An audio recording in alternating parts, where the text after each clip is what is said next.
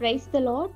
The best wishes to you and your family members in the name of God. దేవుని నామమునకు మహిమ కలుగును గాక.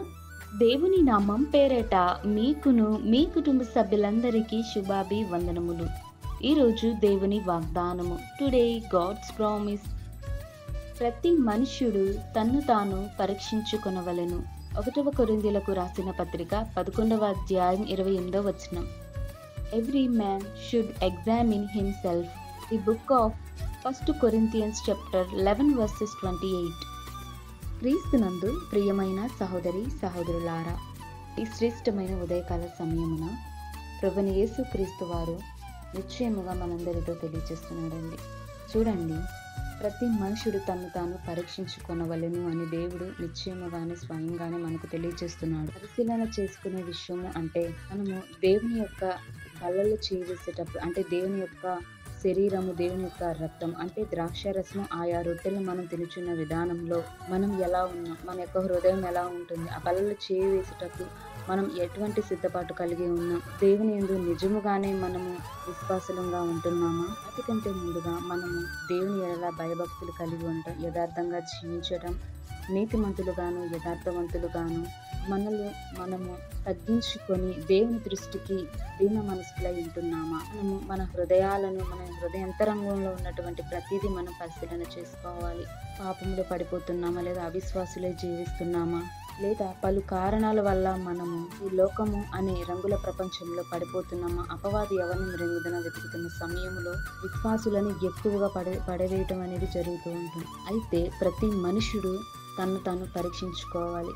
దేవునికి ఇష్టమైన బిడ్డలంగా ఉండాలని దేవుడిచ్చు ఆ యొక్క శరీరమును, ఆ యొక్క రక్తములో మన పాపములని కడుగబడతాయని మనం నమ్మి విశ్వసించి మనం కళ్ళలో చేయవేయాలి. ఎటువంటి హృదయం కలిగి ఉంటున్నాము, మనము పరిశుద్ధమైన హృదయం అనేది కలిగి ఉండాలని దేవుడు తెలియజేస్తున్నాడు. అందుకని ఈ దినవాగ్దానంలో కూడా ప్రతి మనుషుడు తనను తాను పరిశీలన చేసుకొని యోగ్యమైన బిడ్డలంగాను, రొట్టె తినుటలోను ద్రాక్షారసము తీసుకునుటలోను మనమే పరీక్షించుకోవాలి.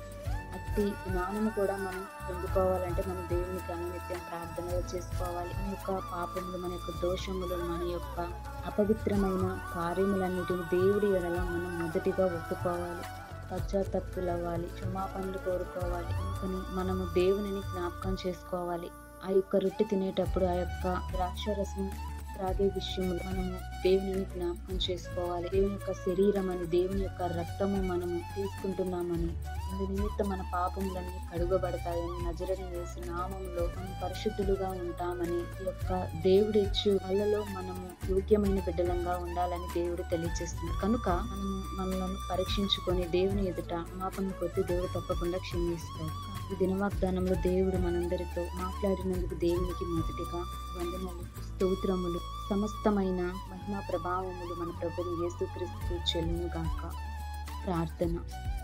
ప్రేమ కలిగిన తండ్రి, దయగల దేవ, నీ యొక్క పరిశుద్ధమైన బంగారు పాదములకు వందనములు, స్తోత్రం చెల్లిస్తున్నాను ప్రభా.